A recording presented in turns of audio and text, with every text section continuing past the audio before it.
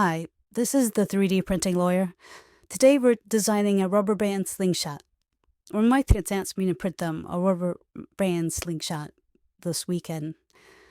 So I whipped this up and it's already done, so this is going to be a quick video, but I'm just going to show you one of the problems I ran into. You can tell this is a pretty simple design, really, if you wanted to do this. And there's lots of different ways. The way I did it is I started out with a square and then just deleted one side. And then, for this right here, I did the fillet to make it a curve. And I did fillet up here. And then I drew a rectangle and just extruded it. So here, though, I wanted to have these basically, half donut shapes. And then, because I wanted the rubber band to be against a smooth surface. And I also wanted the rubber band to be running this way around these. And so then I made this damp here so that you could stretch the rubber band and slide it in there and it would kind of be trapped. But the way I started this, and you can see I still have the sketches here to do that, is I tried to do a sweep. So I drew this profile, and I drew this arc.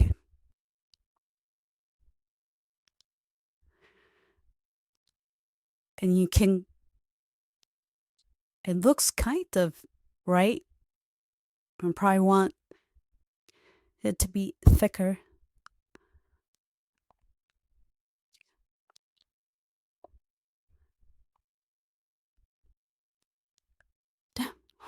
But you can see when it does over here, it's kind of messed up. Did not expect that. So I start out flat here. I expect to end up flat here. And it's an angle here. And then it shoots through the device. So that seems like a bug. So I couldn't do that. So let's actually go back. So what I did, you can see on the operator history here, I did toruses. So let me show you how I did that.